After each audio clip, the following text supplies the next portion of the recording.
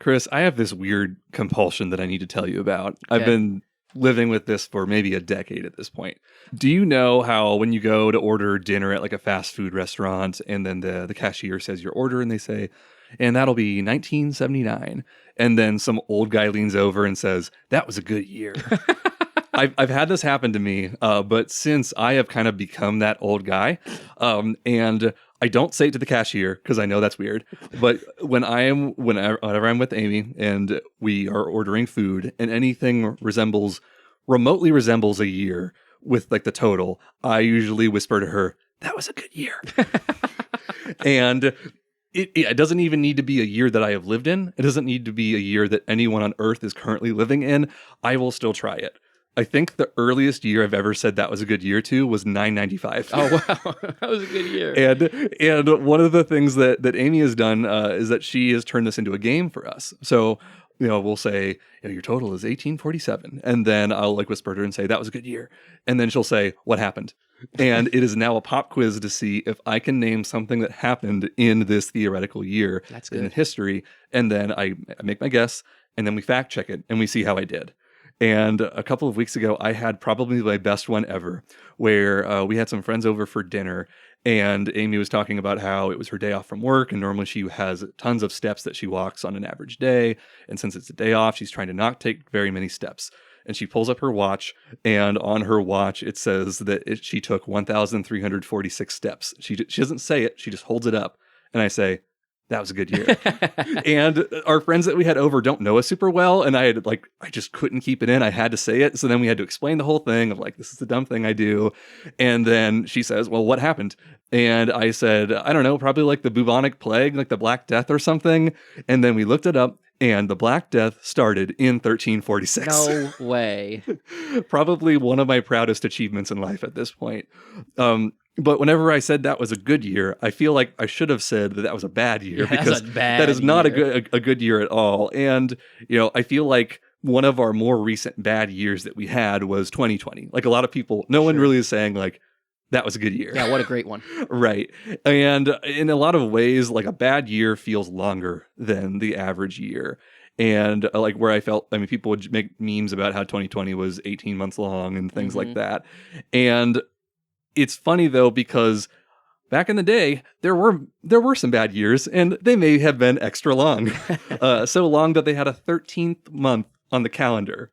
No way. Yes. In ancient Rome, they would sometimes have a 13th month called intercalaris that I learned about. Intercalaris. Yes. And it would be going on right around now if it was still in play. It would happen after February. And basically the Roman calendar was just trash. And before anyone gets on me about more Roman Empire stuff, this was the Roman Republic. This was like 50 years before the Roman Empire. So it is completely different thing. The Roman Empire actually fixed this. But the Roman Republic at the time, they had a 355-day calendar. And they realized that it was off from the sun. It was not lining up with what like the solar year should be. And they said, let's try to find a way to fix it. I don't know. What if we had a 13th month every few years or so, whenever we think we need it? There wasn't even like a very specific time. Like every third year. Yes. One of like the head religious people, I think it was called the Pontifex Maximus, where he was like kind of like the head priest at that time. He was in charge of deciding if this was an intercalaris year or not. And while he should have maybe been doing it based on like, well, we're getting too far off in the schedule, he was very like, this role was often like easily bribed. So maybe he has a buddy who is in an elected office and he doesn't want to go out of office for a while. So his buddy will be like, hey, can we just have an intercalaris year this year so I can have an extra month begin? And like, there was really like no official rhyme or reason why, but it was often people would just take advantage of this. That's crazy. Yeah. So I guess I wanted to bring this up because like this is a leap year. So we do have a long year. And, who knows if 2024 is going to be, if it's going to go down as a good year or not. It may be a good year, it may be a bad year. But if it does go down as a bad year for you, at least it's not 22 extra days longer.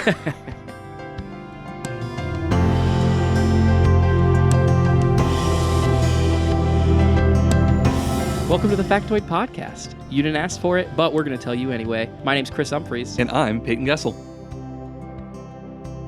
So growing up, one of my favorite things to do anytime I had the opportunity, right? If I ever went to like a store with a book aisle or a Barnes and Noble or like I think maybe they had bookstores called like Borders when I was younger. Yeah, I've been to a Borders. I wasn't a book guy as a kid. I didn't care about reading at all. But what I loved to do was reading the Guinness Book of World Records. Yeah. It's like that. It's like the big book. It has the shiny cover. I would even get them for Christmas sometimes when I was a kid. Me or my dad would get them and we'd read them. And they're like super fascinating. I've always loved all the crazy stuff you see in there. You could tell, and even as I was a kid, I could tell that like there are some records in there that people only did that thing so that they would be in the record book, of course, right? So like there's stuff like I don't know, like most coconuts broken in 2 minutes with scissors, like stuff like that, where it's like no one's ever going to do that, but because they decided, oh, there's no record, I can probably do that, right? There's a ton of those, like random stuff like that always happens. But there's actual records, like a bunch of different kinds of actual records, like tallest people and shortest people and longest living current person, whatever, right? Stuff like that. Most downloaded song, like that, just all that kind of stuff. There's tons of records that aren't just done so that you have the record. It just happened to happen that way. And there's one record that most definitely did not get done just to be in the record books. And by hearing about it, you might not know that, but the story behind it proves it, okay? And that record is fascinating. I heard about it years ago, but I've actually found articles and they've been fed to me through the internet over the years, and I've kept up with it, and I think it's time that I talk about it. Have you ever eaten a Big Mac? I don't think I've ever eaten You've never eaten a Big Mac? No, it's the sauce. That's the problem. Well, and I've probably eaten one, but I don't like lettuce and tomatoes. I know that's like, I don't like lettuce and tomatoes. I can't judge. I'm the guy saying I've never eaten a Big Mac. And I've had a Big Mac, but it's like I tend to stay away from them because of like I can just get a normal sandwich and it's fine because I feel less bad about getting stuff off it. Absolutely. Right? I mean, right before this, when we ate Wendy's, I got a son of Baconator because I felt like I'm just gonna have a heart attack 2 days earlier if I eat the regular Baconator. That I totally get it. Baconator is a good burger. Yeah, too. It was great. But the reason I asked about a Big Mac is because it's a fine sandwich. It is a fine sandwich. I've had it before. My family's had it before. Most people have had a Big Mac before. But did you know there's a record for most Big Macs consumed in a lifetime? I don't know. I mean, it's not the Super Size Me guy, right? No, but it turns out the guy who holds this record did have a cameo in Super Size Me. I think that is my only point of reference for this guy. I know what you're talking about. And so he's actually held this record since 1999. That's the first time that he was officially recognized for it. Mm-hmm. There is a man who has the record to this day, same guy from 99 on, the most Big Macs eaten in a lifetime. And this is a wild story. Do you have any clue today what the number is? Okay, so he started in 1999, or that's the first time? That's the first time he was recognized. Okay, so it could be 20 years. Yeah, he plus. Actually, I'll tell you. I'll tell you soon. Okay, I'm going to say like 20,000? 34,128 Big Macs. Wow. His name's Don Gorski, and he has held that record since 1999, but he actually had his first Big Mac in 1972. How long has the Big Mac even been around? I honestly don't think much longer than 1972. That's something I probably should have figured out for this, but I didn't even look into that. But this is what's crazy, okay? The whole thing's crazy. That's a ton of Big Macs. That's like, it's actually hard to think about when you really think about it. Right. But throughout 2023, so last year, Don Gorski's 70 years old now. He upped his number in 2023 by 728 Big Macs. So he ate over 2 Big Macs a day in 2023. He's retired. He has more time. He is retired. He has more time. But like every part of this is crazy, right? When you dig into this guy's life, it just gets crazier, okay? He does not do this for the Guinness record. This guy, I'm telling you, from everything I've learned about him, this guy would eat Big Macs every single day, no matter what. Like, he loves the Big Mac more than anything on the world. It's the perfect sandwich. He has only had 2 other fast food sandwiches in total since he tried his first Big Mac in 1972. 2. The Whopper was one. I can't remember what the other one was. But he decided, the Big Mac's my sandwich. I love it. He's quoted for saying, the first time he ate one, I'll probably eat one of these for the rest of my life. And he did. He ate one for the rest of his life. In the 80s, he got a Whopper, and he immediately realized, this isn't a Big Mac. I don't want this. It's like, it's crazy. On May 17th, 1972, he ate his first Big Mac. And from that time on, from May 17th, 1972, He started to throw the cartons into the backseat of his car so he would know how many he ate, right? It was just kind of his own thing. He's like, oh, I'm going to eat one of these. I'll just store all the cartons. He also, to this day, has every carton and every receipt for every Big Mac he's ever eaten. Cartons aren't a thing anymore for burgers, right? So I think it's just receipts now. And I've seen video. He just has totes and totes of files of receipts. But he has all the cartons, all the receipts of Big Macs ever since 1972. The first day he tried one, he went in for like 11 o'clock lunch, and he bought 3 Big Macs. Thought it was wonderful, so he went back for a mid-afternoon snack of 3 more Big Macs. He went back again at dinner time for 3 more Big Macs. So the first day he ever had one, he had 9. Wow. I just assumed that it was, I don't know why I thought it was just 1 Big Mac per meal, but that makes no sense. Of course he's eating the amount of yes. sandwiches, right? A guy who is not really showing restraint in his food eating and life. Of course he's going to just eat 3 Big Macs per meal. He claims that the month following his very first Big Mac, he ate 286. That's over 8 every single day for that whole month. Wait, what about the fries? Is he at least completing his meal? Well, see, that part of it does change through the years because I think it started that way. And he says he still holds to the fact that he almost solely drinks Coca-Cola, nothing else, right? But he has since stopped eating the fries. Okay. But he claims that first month he had 286. That's over 8. It's like 8.5 every single day, which is crazy. And get this. This is another crazy stat. You and I appreciate statistics. Yes. When I was reading this stuff, it's like, there's no way. This is real, okay? There have only been 8 days since 1972, 8 days that he has not at least had 1 Big Mac. Wow. 8. And these are the reasons, okay? Number 1, the day his mother died out of respect for her wishes. I know. And it's like, good on him. Yeah. I appreciate that. Number 2 was a Thanksgiving day where it was closed in his area and he couldn't find one. 3 were a couple days where he was traveling and couldn't find one. 4th was a snow day where his local one wasn't open. He couldn't make it to another one. And the 5th and 6th, like the 5th and 6th, the 5th reason and the rest of the times were when he worked past midnight and couldn't go to one that was open because at the time they weren't open that late. I see, yeah. So there are only 8 days where this man has not had at least 1 Big Mac in over 50 years. This guy, Don Gorski, loves Big Macs. Like, it's actually hard to think about. Like loving one thing that much. I love food. Yeah. I cannot imagine. I feel like there's food I could eat every day. We talk about Chipotle. I love Chipotle. Yeah. I feel like I could eat it every day. If I had eaten it every day for a week, I think I would be like, I don't need that today. I don't need it for a week. I probably don't need it for 2 weeks. Yeah. I love Chipotle. Yeah. I wouldn't get tired of it. I wouldn't never go back. But I cannot imagine desiring that and only that for the rest of my life. But Don Gorski has no plans of eating anything else his whole life. He's 70 years old, and he just plans on doing this, right? People thought that he was crazy. I think maybe he is. I don't know. But it's crazy. This isn't, like I said, this isn't the first time I've heard about this guy. I've actually seen this story like maybe 5 years ago where he hit a certain milestone number. And then I saw him a couple years ago, he hit another one. And then just this year, it came out where he reached 34,000. Now he's over 34,000. It's crazy. But who is Don Gorski? Okay, well, he's just a normal guy. Definitely a little quirky from what I've been able to tell, but he's normal. He's born and raised and resides still in Fond du Lac, Wisconsin. I think that's how you say it. Sure. But anyway, he met the love of his life, the Big Mac, in 1972, and married the second love of his life in 1973. Get this, after proposing to her in the parking lot of McDonald's. Where else? Where else would you go? This woman, I think, knew what she was getting into. At that point, yeah. I mean, you shouldn't be surprised. In the mid-1980s, he started working as a correctional officer at Waupun Correctional Institution. It's somewhere in Wisconsin near where he lives. And he has since retired from that career after 25 plus years. He's now over 70 years old. And from all the information he's shared, and from what we can tell, this is legitimate from photos of him recently, his body's pretty healthy. The first time he went to the doctor was when he retired. The first time he went to the doctor in like 30 years was when he retired. He has lower cholesterol than the average American. Mm-hmm. He is relatively healthy. He's 6'2", 185 pounds.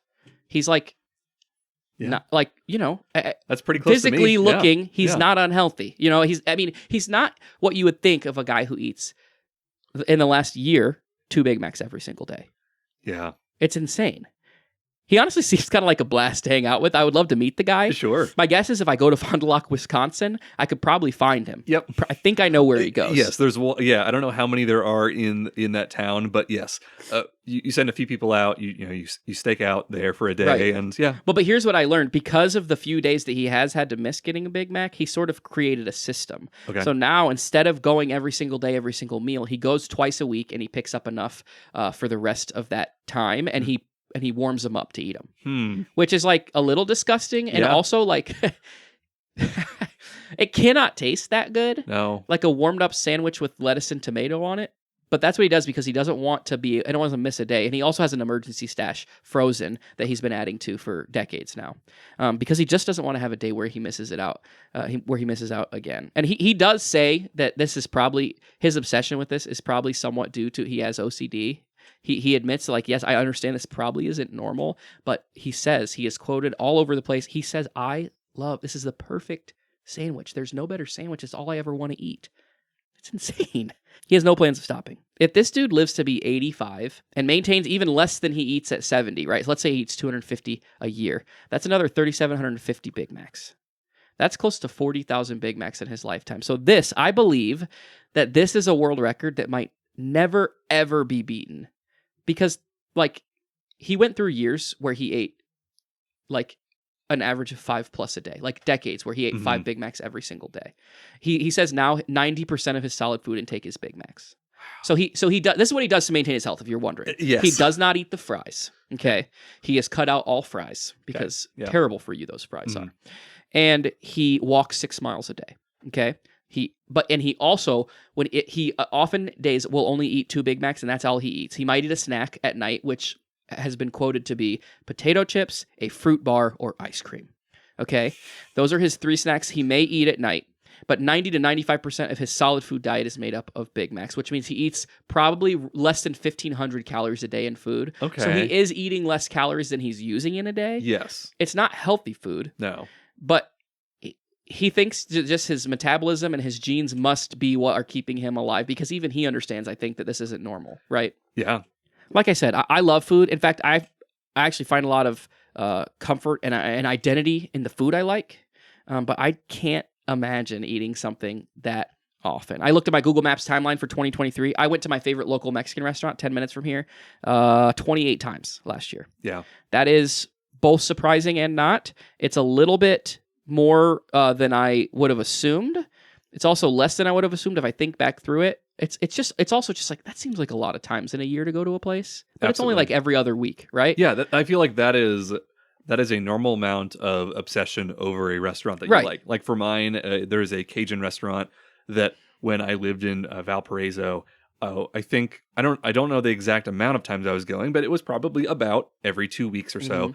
And then within a few months of me moving, they shut down, and I do contribute. I feel like I had to have contributed in some way, but in reality, though, like not at all. Like it is the amount of times you would have to eat Right. somewhere to make that big of an impact. Yeah, like it's.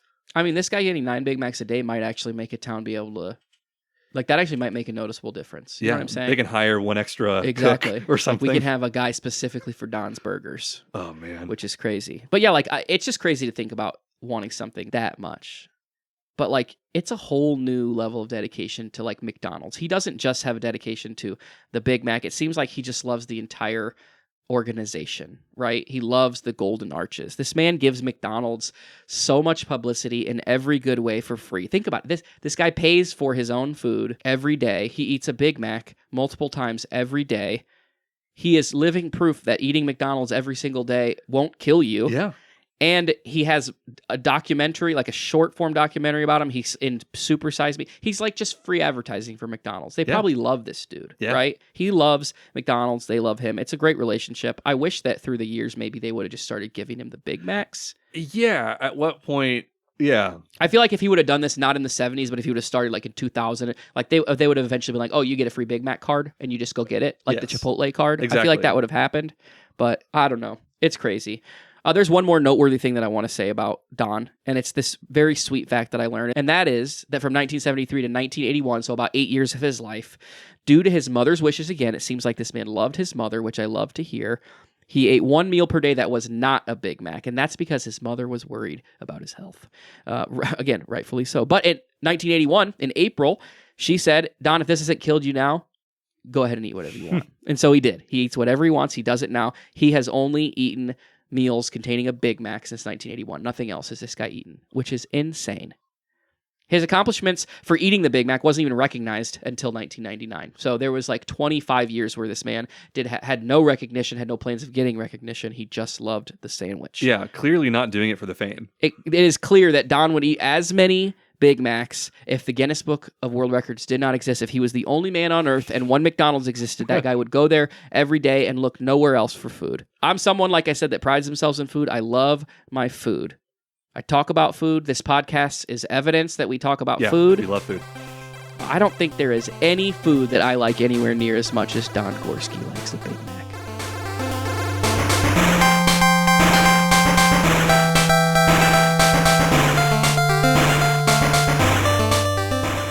So on Amy's side of the family, we rotate each year if we're going to visit her parents for Thanksgiving or Christmas when it comes to the holidays. Sure.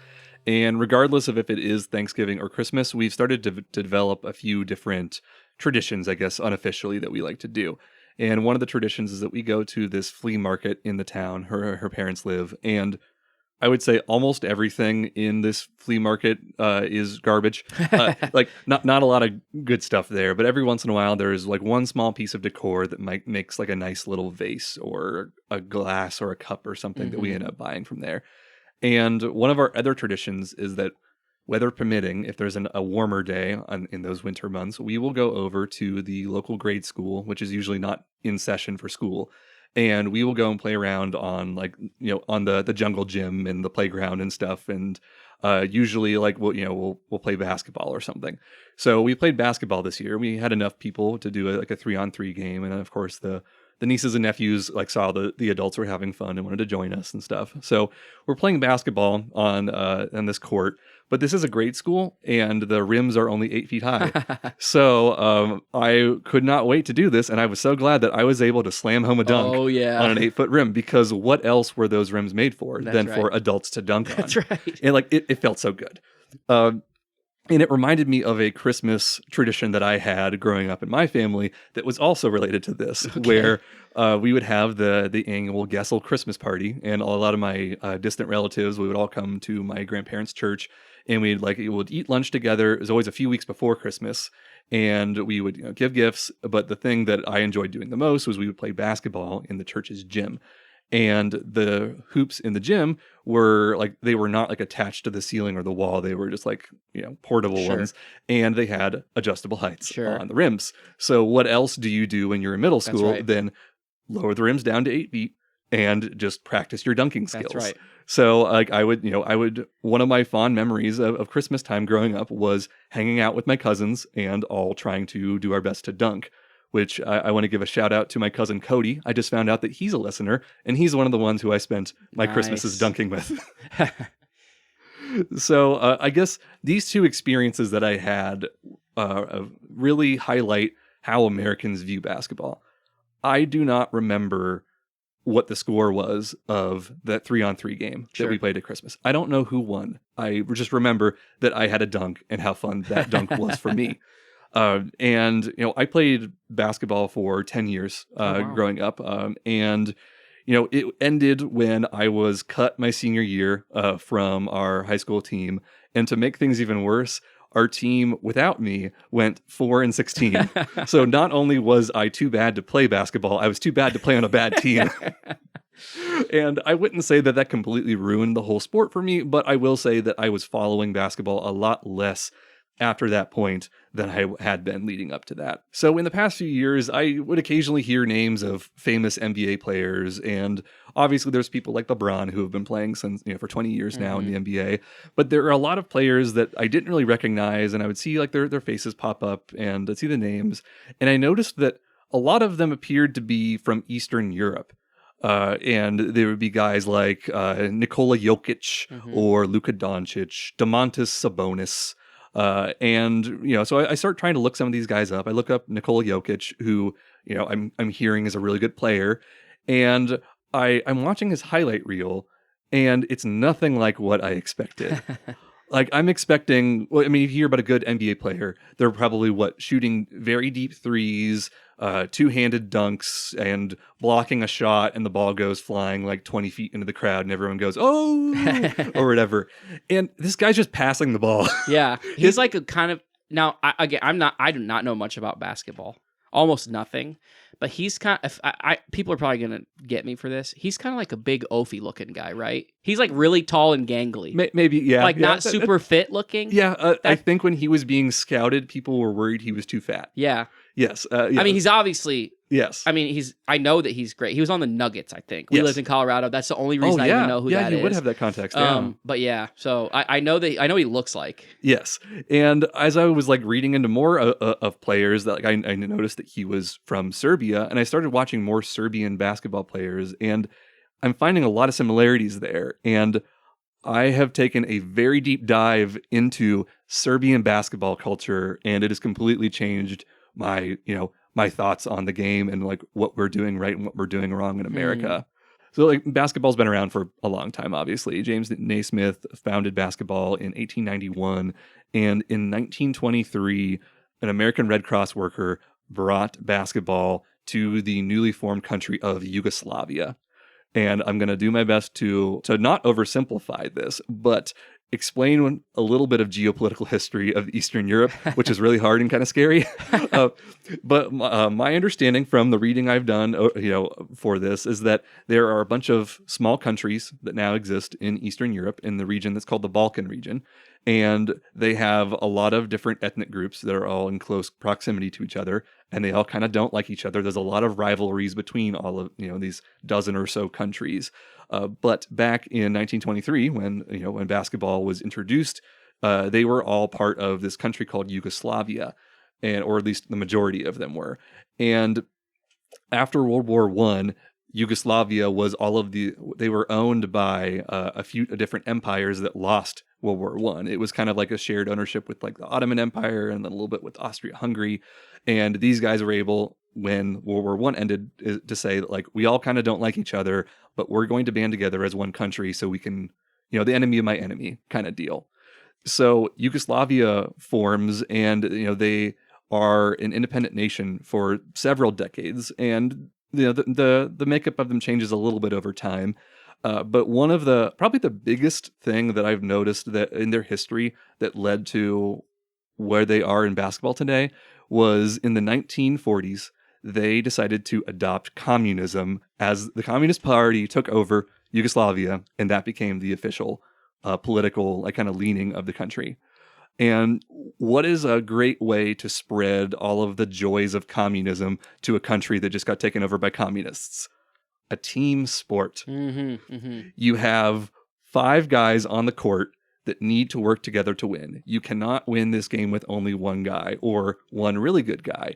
And 2 of the big fundamentals that I feel like, ended up trickling down into their basketball teams from this initial push were the idea that winning is everything. Like, winning is definitely important, and everyone on the team is an equal player.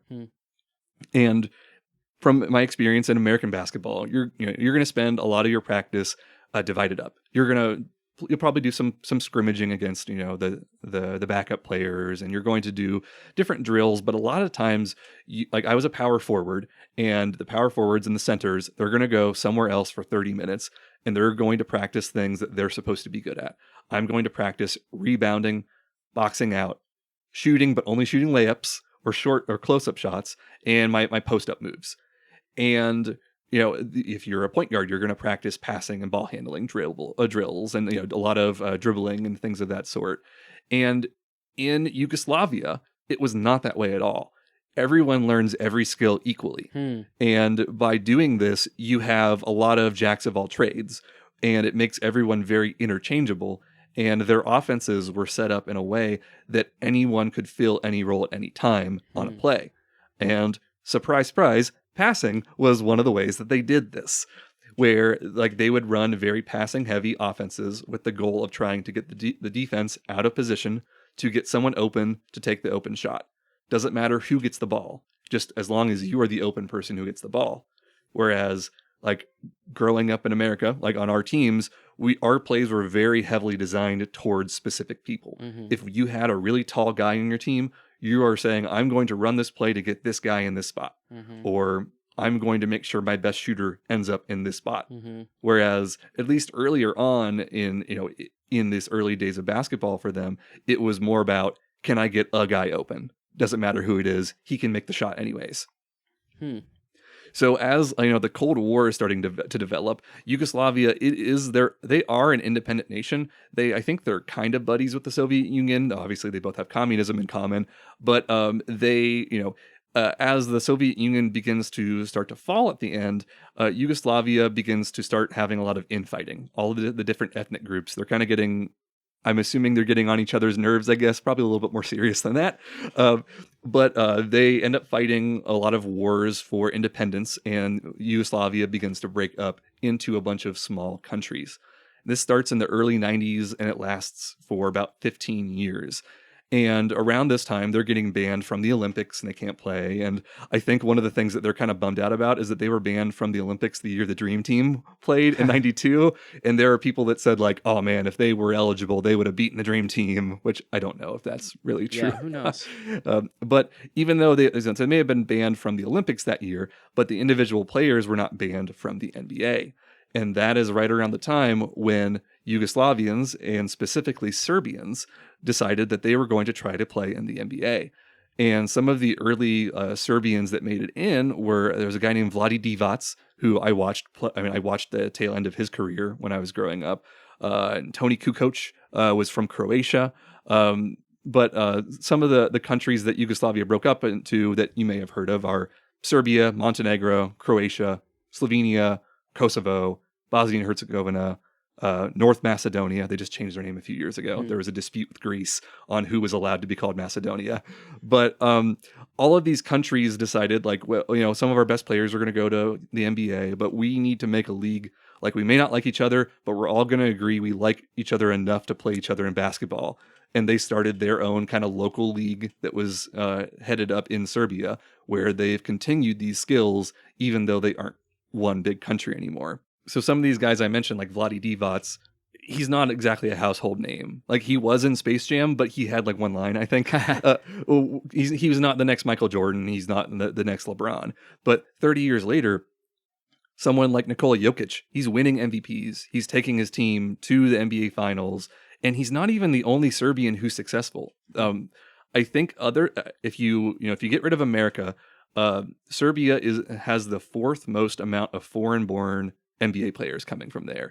And so the teams in front of them, the countries in front of them are Canada, France, and Australia. Serbia has like 6 million people in it, and they are holding their own. I mean, they have more players in the NBA than Spain does. It's crazy. And the more I read into just like the nuts and bolts of how these guys learn and how they play, it became even funnier to me. So like in the NBA, your coach is often seen as like less important than the players. The coach is kind of like, they're like the calm, nice guy who's here to try to help like bring out the skills of the players. And your star player on your NBA team, if he doesn't like the coach, he might be able to get the coach fired. And it's a very different relationship. But in Serbia, your coaches are the top dog, and everyone underneath that top dog is equal. So the Serbian coaches, they will yell. They're screaming. They are going to like make a fool out of you every time you mess up. They're going to let you know every time. And the Serbian players will come to the NBA and they expect their coaches to do that, and they don't. And they complain to their coaches and say, I need you to yell at me. I need you to scream at me or I cannot learn. Which is just a very bizarre thing, but like they don't take it personally and they see it as, this is the only way I'm going to learn how to get better. This is how we learn. Yeah. And some of the names I've learned of these Serbian teams are very bizarre as well.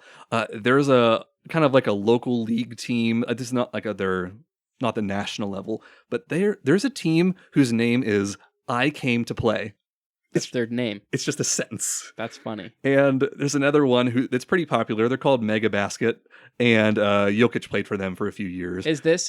these English translations of them? Or is that what they're actually called? I think that is what they are actually called. That's hilarious. If on the shirt, but the fun thing about Mega Basket, which so I think, Mega Basket. their jerseys, they're hot pink, just like head to toe in pink.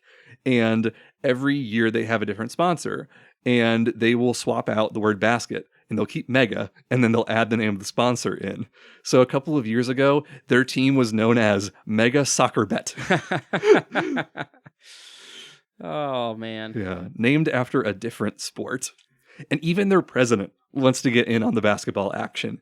This guy, like, his COVID hobby was picking up going to school to become a basketball coach. That's funny. Like, he announced online that he's entering the sports coaching major, and when he's done being president, he wants to be a basketball coach, so he's going to start now. And I guess people went on the admissions website for the college, and there were a bunch of requirements of having to play in a club league for several years to be allowed to take the major, and then those just magically went away right after he announced.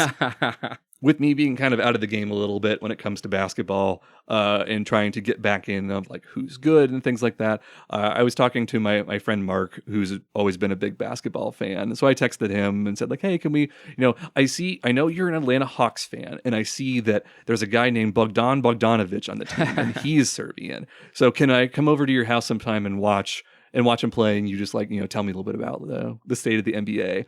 And he responds back with like a close-up picture of Bogey, as they call him, warming up because he was on vacation in Atlanta and he went to 3 Hawks games. That's hilarious. So yes, he knew all about Bogey, and we watched him play, and he did pretty well. And just from like looking at some of his recent stats, that he's one of the better players on the Hawks at this point. And when I looked at just some recent box scores to compare like how he's been doing, like sometimes he's their leading scorer on a given night. Sometimes he's not. Sometimes he has the most assists. Sometimes he doesn't. Sometimes he has 12 rebounds. Like it really varies. And I feel like that is like one of the things that doesn't really show up well on stats with a lot of the Serbian style like basketball players, is that they aren't putting up 70 points in a night, but they are doing what if the team needs a scorer that night, they're the scorer. If they need someone to just be a passer, they will do that and kind of fill that role. And the challenge with this is that this is an American league, even if it may be somewhat more international than it used to be, but Americans are often scouting, and they have a different way of thinking that often overlooks these guys. And there are a lot of shortcomings with American basketball that I've kind of learned about from all of this, where have you heard of AAU basketball before? Not that I know of. Yeah. So like I remember hearing about it. I think I knew some people that did it a little bit here and there, but it's kind of like it's a league that's outside of the normal school system. Okay. So if you are like a good basketball player and you're a teenager and you want to get better, you're going to go and pay to be in this league where you play a bunch of games on like the weekends or out of season to try to help improve. And the challenge, there's a few things that kind of condition these players to go down routes that end up not helping them. One of which is they are going there to improve on their individual skills, and they aren't used to playing with the guys they're playing with. There's no real like team aspect. It's about like, can I get better at shooting? Right. But these leagues, they usually don't have very many practices because no one wants to pay money to go into a league where you practice. So they don't have that coaching correction time. And it's more of just, we're playing games. We're actually playing 5 games today. So who cares if we even win? It's about like, what can I take away from this?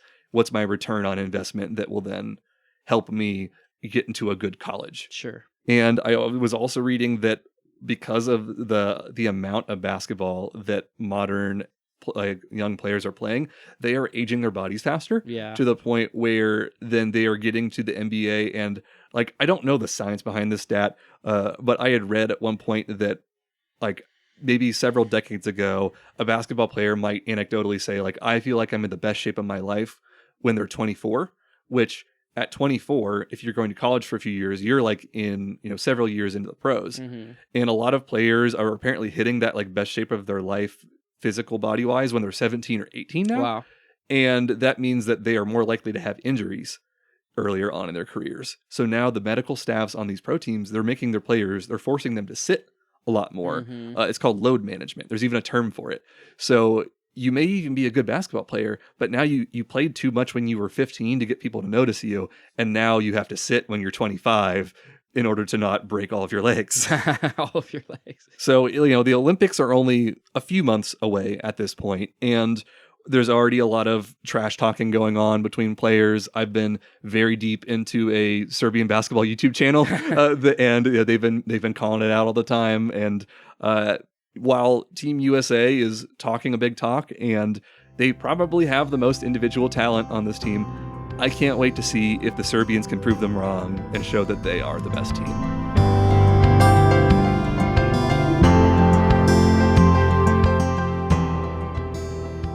Thank you for listening to the Factoid Podcast. We've got our next listener episode coming up on April 15th. So, send us an email at whatsyours@factoidpodcast.com if you have any questions that we can answer. And I'd probably say the weirder, the better. Yeah, for sure. I agree. And also, you can find us everywhere you find your podcasts. All the apps, we're everywhere, or on our website, factoidpodcast.com. We'll see you in 2 weeks.